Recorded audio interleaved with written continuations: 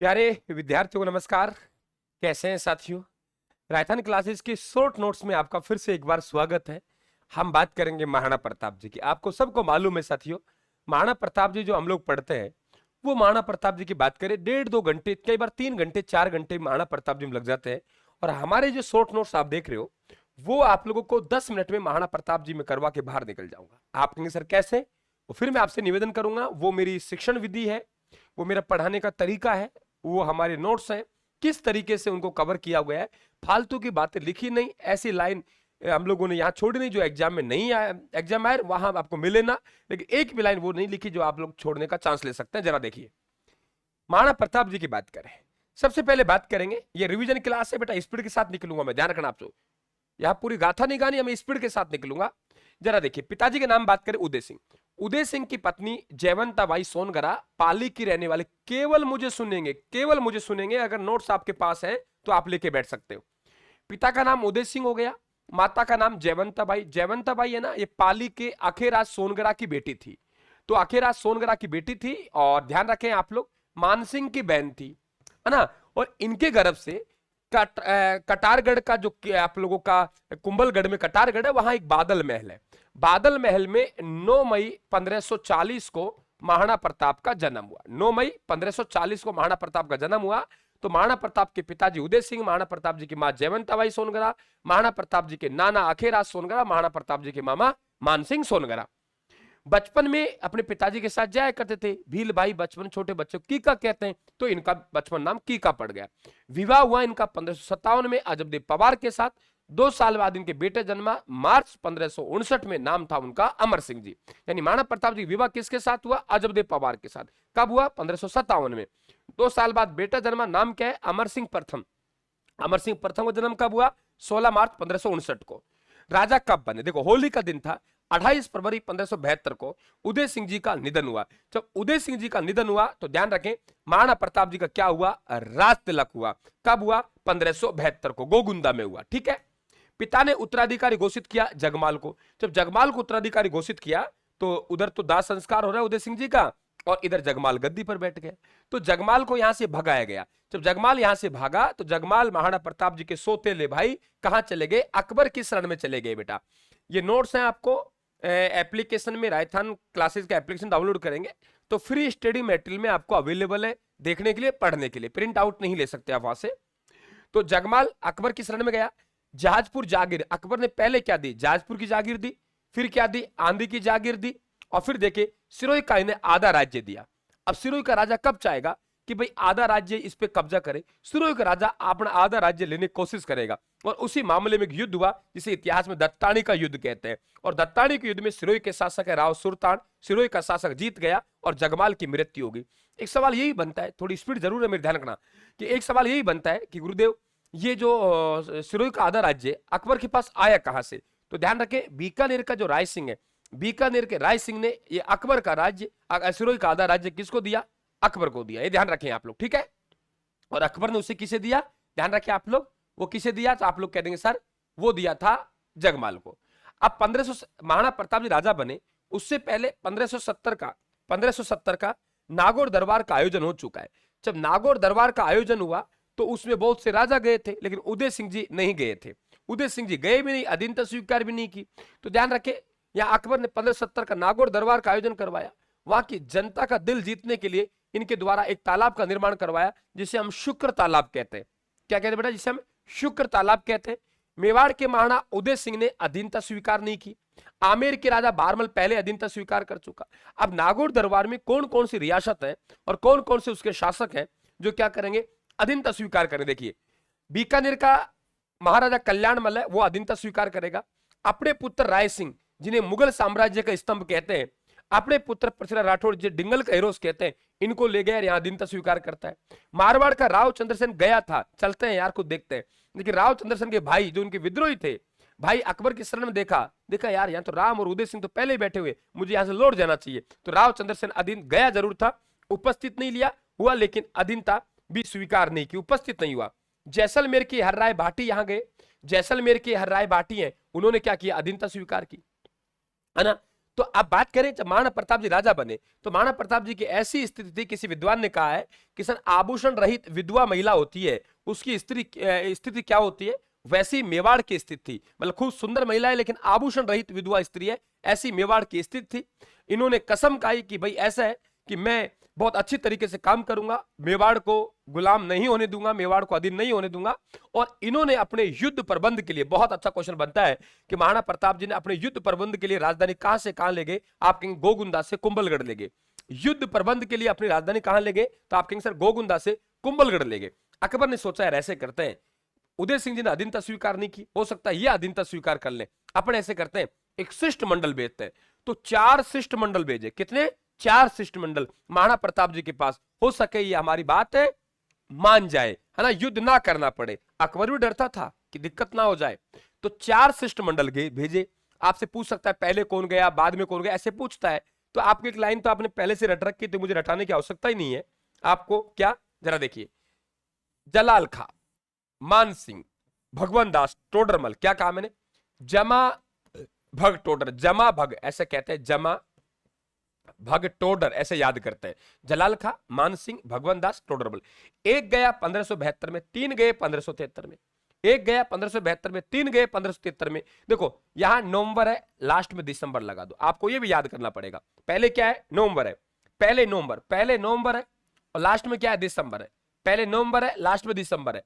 दिसंबर में से आप 9 कम करेंगे 3 तो 9 आएगा, 9 में से 3 कम करेंगे 6 आएगा। तो देखो नवंबर दिसंबर, 12 9 6, नवंबर दिसंबर, उल्टा चलिए, दिसंबर 12वां महीना, 9वां महीना, 6ठा महीना, ऐसे याद करेंगे आप लोग, है ना। नवंबर लास्ट में दिसंबर, फिर आप 3 कम करो 3 कम करो, है ना। और यहां देखिए आप लोग वार्ता हुई, अंतिम दूत टोडरमल गया, मान सिंह भी गया, मान सिंह युद्ध की चेतावनी देके आ गए, ध्यान रखें आप लोग, ठीक है। और यहां युद्ध की चेतावनी को स्वीकार किया। महाराणा प्रताप जी रात तिलक कहां हुआ, गोगुंदा में हुआ, महादेव बावड़ी नामक स्थान पर हुआ। किसने तलवार बांधी, रावत कृष्ण सिंह ने तलवार बांधी। राज्य अभिषेक उत्सव कुंभलगढ़ में मिला है, किया गया, राज्य अभिषेक कुंभलगढ़ में किया गया, ध्यान रखें, और वो हुआ 1 मार्च 1572 को। आपके सर कैसे, बेटा जगमाल को उत्तराधिकारी घोषित कर दिया था ना, तो तुरंत एक बार तो महाराणा प्रताप जी रात तिलक करना था, तो तुरंत कर दिया गोगुंदा में, है ना। राज्य अभिषेक कहां होना था, तिलक कहां होना था, कुंभलगढ़ में होना था, लेकिन वो फिर राज्य अभिषेक हुआ, वो ध्यान रखे, एक दिन बाद में हुआ, है ना। तो महाराणा उदय सिंह ने उत्तराधिकारी किसको घोषित किया, तो महाराणा उदय सिंह ने उत्तराधिकारी घोषित किया, वो किसे किया, जगमाल घोषित किया। देखो महाराणा प्रताप जी की एक पत्नी जयवंताबाई, जिनके गर्भ से महाराणा प्रताप का जन्म हुआ। महाराणा प्रताप की एक पत्नी है, इनका नाम है जयवंताबाई। जयवंताबाई के गर्भ से किसका जन्म हुआ, महाराणा प्रताप का जन्म हुआ, है ना। एक पत्नी धीरबाई, धीरबाई के गर्भ से किस, जगमाल का जन्म हुआ। सजनाबाई गर्भ से शक्ति सिंह का जन्म हुआ। तो महाराणा प्रताप की कहानी पढ़ रहे, धीरबाई का जगमाल को उत्तराधिकारी घोषित किया, जो 1583 के दत्तानी के युद्ध में मृत्यु हो गई। सजनाबाई की बेटा शक्ति सिंह है, इनकी पुत्री किरणबाई, और आपने सुना होगा किरणबाई का विवाह पृथ्वीराज राठौड़ के साथ हुआ, बीकानेर वालों का। और मीना बाजार में अकबर महिलाओं के भेष में घुमा करता था, वो मीना बाजार में ये भी जाया करती थी, तो पहचान गई अकबर को, तो अकबर को तलवार निकाल के वही गिरा दिया। तो वो देखिए, वो है आपके, ये ध्यान रखें आप। हल्दी घाटी का युद्ध की बात करें तो हल्दी घाटी का युद्ध है वो आषाढ़ कृष्णा सप्तमी को हुआ, विक्रम संवत 1633 को। अकबर के सेनापति मानसिंह हिंदू था। बदायूं के संरक्षक नकीब खान ने कहा कि आप ऐसा है कि आप ए मानसिंह को सेनापति बना रहे हो अकबर साहब, आप हमारे मुगल नहीं है क्या। तब अकबर ने कहा था कि ऐसा है, ये क्या लगता है तुम्हारा। अकबर ने कहा ये तो मेरा गोद लिया हुआ पुत्र है, ये तो मेरा फर्जंद है। तो ध्यान रखें, फर्जंद की उपाधि दी गई। रक्ताल का मैदान बनास नदी के किनारे, इसमें हाथी युद्ध भी होगा। अकबर के हाथी का नाम हवाई और गजा युक्त है, महाराणा प्रताप के हाथी का नाम राम प्रसाद है। इसे अकबर प्राप्त कर लेगा धोखा से, कहेगा ये हाथी तो मुझे पीर की कृपा से प्राप्त हुआ है, तो इसे पीर प्रसाद कह देंगे। मानसिंह के हाथी का नाम क्या हो गया, मर्दाना। अन्य जो हाथी हैं उसमें गजराज, राजमुक्त, रनमदार, पीर प्रसाद, खांडेराव और चक्रवाप, ये वो हाथी हैं जो हल्दी घाटी के युद्ध में भाग लेंगे। वेरी इंपॉर्टेंट बनेगा आप लोगों के, जो हल्दी घाटी के युद्ध में भाग लेंगे। हल्दी घाटी का युद्ध ये देखिए आप लोग, यहां आप गौर से देखिए। अगर डॉक्टर आशीर्वाद श्रीवास्तव के अनुसार बात करेंगे तो ये युद्ध हुआ था, डॉक्टर आशीर्वाद श्रीवास्तव के अनुसार युद्ध करेंगे तो ये युद्ध 18 जून को हुआ। अगर गोपीनाथ शर्मा के अनुसार 21 जून को हुआ। हल्दी घाटी का बनास नदी किनारे, ऊपर खमनोर की पहाड़ियां हैं, इसलिए अबुल फजल ने कहा कि तो खमनोर में युद्ध हुआ। नीचे गोगुंदा की पहाड़ियां हैं, इसलिए बदायूं ने कहा यह युद्ध तो कहां हुआ, गोगुंदा में हुआ। अकबर की युद्ध की योजना अजमेर के किले में बनी। यहाँ मान सिंह व आसफ खां के नेतृत्व में सेना रवाना होगी, है ना। सेनापति कौन बनेगा? मान सिंह बनेगा। 3 अप्रैल 1576 को सेना रवाना हुई। युद्ध होगा जून के महीने में। तो अपना पड़ाव कहां डाला? मांडलगढ़ में डाला। मांडलगढ़ भीलवाड़ा में प्रशिक्षण दिया करता था मान सिंह मुगल सेना को। और अगला पड़ाव इन्होंने मोलेला गांव राजसमंद में डाला। इधर युद्ध की योजना कुंभलगढ़ में बन रही है। सेनापति हाकिम खां सूरी को बना दिया मुस्लिम है। इन्होंने पड़ाव लोह सिंह में डाला राजसमंद में। ये इधर से बढ़े, एक तंग घाटी में प्रवेश किए, इधर से आक्रमण हो गए, है ना। फिर युद्ध हुआ तो यहाँ पे महाराणा प्रताप का 76 शॉर्ट में बात कर रहा हूं, केवल एग्जाम की दृष्टि से ध्यान रखना, कहानी नहीं सुननी हमें। 76 झाला बीदा ने धारण किया, है ना। घोड़ा चेतक था, घायल हो गया। चेतक की समाधि बलीचा गांव में। जो राजपूत सेना घायल हुई थी उनका उपचार कहां करवाया गया था? कोलियारी गांव उदयपुर में करवाया गया था। महाराणा प्रताप जी की सेना में कौन कौन थे? देखो, हरावल बाग में हकीम खां सूरी था। रावत किशन सिंह सलूमपुर से थे। भीम सिंह सरदारगढ़ से। रामदास बदनौर से। रावत सांगा देवगढ़ से थे। वाम पार्श्व भाग में मान सिंह झाला था। झाला बीदा जो महाराणा प्रताप का छत्र धारण करेगा। मान सिंह सोनकड़ा महाराणा प्रताप के मामा जी थे। दक्षिणी पार्श्व भाग में राम सिंह थे, है ना, ये ध्यान रखें आप। सालीवान ग्वालियर से थे। चंदावल भाग में पूंजा भील था। गोपीनाथ पुरोहित थे। रतनचंद मेहता थे। ऐसे सवाल पूछ सकता है। इधर से देखेंगे हम लोग, अगर इधर से देख रहे हैं हम लोग तो यहां देखेंगे आप लोग। इधर देखिए बेटा, हिंदू राजपूत कौन कौन थे? जगन्नाथ कछावा, माधो सिंह। मुस्लिम कौन कौन थे? अरावल भाग में कौन थे? वाम पार्श्व भाग में कौन थे? दक्षिणी पार्श्व भाग में कौन थे?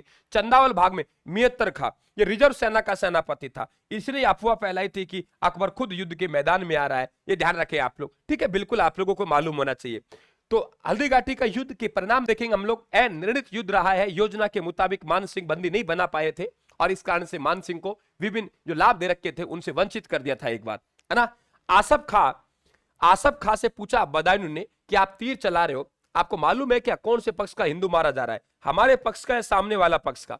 हमारे पक्ष का है सामने वाला पक्ष का? तो इन्होंने जवाब दिया, तुम तो तीर चलाते जाओ, चाहे किसी भी पक्ष का राजपूत मारा जाए इस्लाम को तो लाभ ही होगा, ठीक है। मित्र का रिजर्व सेना का सेनापति था, जिन्होंने कहा बादशाह सलामत एक बड़ी सेना के साथ स्वयं युद्ध में आ गया है। चेतक की छतरी बलीचा गांव में। हाकिम खां सूरी महाराणा प्रताप के सेनापति। खमनो राजसमंद में इनका मकबरा है। अमर काव्य वंशावली राज प्रशस्ति में शक्ति सिंह युद्ध में था, ये ध्यान रखें आप लोग। गोपीनाथ शर्मा ने अनिर्णित युद्ध कहा है। कर्नल जेम्सटोन ने मेवाड़ की थर्मोपल्ली कहा है। थर्मोपल्ली का युद्ध कहां हुआ? यूनान में हुआ था।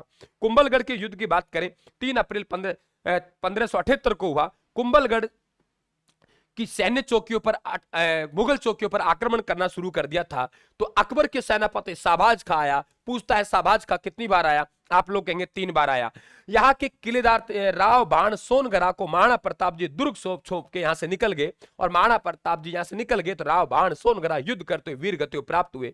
शाहबाज खां की विजय हुई। शाहबाज खां कुंभलगढ़ के दुर्ग को किसको सौंप के गया? गाजी खां को सौंप के गया। शाहबाज खां कितनी बार मेवाड़ आया? 3 बार, 1577, 1578, 1579। कर्नल जेम्सटोन ने इसे सार्वभौमिक युद्ध स्थल कहा है। दिवेर का युद्ध अक्टूबर 1582 में हुआ। यहाँ के किलेदार है शेरी में सुल्तान पे महाराणा प्रताप और अमर सिंह ने अटैक किया था। विजय राजपूतों की हो गई। कर्नल जेम्सटोन ने कहा ये तो विजय हो गई महाराणा प्रताप की, ये तो गौरव का प्रतीक है, ये तो मेवाड़ का मैराथन है। मैराथन का युद्ध है वो कहां हुआ था? यूनान में हुआ था। बार बार एक हार रहा था राजा, वो जीत गया एंथेंस। ऐसे महाराणा प्रताप से इस युद्ध में जीत गए, इसलिए कहते हैं कि इसे मेवाड़ का मैराथन कहते हैं, है ना। अकबर का अन्य अभियान 1580 में अब्दुल रहीम खाने खान के पास भेजा। इसके बाद 1584 में जगन्नाथ कछावा के नेतृत्व में भेजा। जगन्नाथ कछावा की मांडलगढ़ में मृत्यु हो गई थी और उदयपुर का नाम इनके द्वारा मुमदाबाद रखा गया था। महाराणा प्रताप के विरुद्ध अकबर का अंतिम सैन्य अभियान 1584 में, लेकिन मेवाड़ पर अंतिम सैन्य अभियान 1599 में अमर सिंह के समय। फिर कह रहा हूं महाराणा प्रताप जी के समय अंतिम सैन्य अभियान कौन सा है महाराणा प्रताप का? तो 1584 को जगन्नाथ के। इसके बाद में महाराणा प्रताप के विरुद्ध कोई सैन्य अभियान नहीं भेजा था और अंतिम सैन्य अभियान मेवाड़ पर 1599 भेजा था, है ना। महाराणा प्रताप के दरबार कवि, इनका नाम चक्रपाणी मिश्र है, कई बार पूछता है। चक्रपाणी मिश्र है। व्यवहार दर्श है। विश्व वल्लभ है। राज्य अभिषेक पद्धति है। मुहूर्त माला, ये ध्यान रखें इनकी रचना है। हेमरतन सूरी, गोरा बादल कथा, पद्मनी चौपाई लिखेगा। अन्य ग्रंथ सीता चौपाई, लीलावती, अमर काम, ये आपको याद करना पड़ेगा। सेना के साथ रहा करते थे। महाराणा प्रताप ने संकटकालीन राजधानी 1585 में चामुंड को बनाई। चामुंड वर्तमान में नए जिलों के मुताबिक, ध्यान रखें आप लोग। चामुंडा माता का मंदिर है, ये ध्यान रखें, शक्ति उपासना के लिए बनाया। चावंड चित्र शैली के जन्मदाता महाराणा प्रताप हो गए। महाराणा अमर सिंह के समय यहाँ चित्रकार था निसारुद्दीन। इन्होंने रागमाला का चित्र चित्रित बनाया था और अमर सिंह प्रथम के समय का स्वर्ण काल कहलाता है चावड़ चित्रशैली का। और यहीं पे महाराणा प्रताप जी का निधन 19 जनवरी 1597 को धनुष की प्रत्यक्ष चढ़ाते समय इनका निधन हो गया था। छतरी बारडोली गांव में खेजर बांध के किनारे है, ये ध्यान रखें आप लोग। बदायूं ने राजस्थान का इसे महानतम सुल्तान कहा है। बेटा ये ध्यान रखें आप लोगों को, इस तरीके से मैं नहीं कह रहा कि मैंने आपको विद्वान बना दिया, लेकिन मैंने आपका खोए हुए ज्ञान को, विचलित हुए ज्ञान को एक जगह लाके खड़ा किया है। 5 घंटे में महाराणा प्रताप पढ़ते हैं, 4 से 5 घंटे में। साहब मैंने 15 मिनट तो लिए ना आप लोग, तो बिल्कुल चैनल को सब्सक्राइब करें, हमारा परिवार का हिस्सा बने। और जिन विद्यार्थियों के पास बिल्कुल आप नोट्स मंगवा लीजिए, आपके बिल्कुल आपके मार्केट में सभी जगह अवेलेबल हो जाएंगी पुस्तकें। आप यहां से मंगवाना चाहते हैं तो बिल्कुल आप राजस्थान के ऐप से डाउनलोड कर सकते हैं, वहां से आप लोग ऑर्डर कर सकते हैं, या 94 688 40 200 पे मैसेज करके भी आप ये पुस्तक ऑर्डर कर सकते हैं। सब सब्जेक्टों के ब्रह्मास्त्र नोट्स हमारे लॉन्च हो चुके हैं। थैंक यू, धन्यवाद, राम राम साहब, थैंक यू।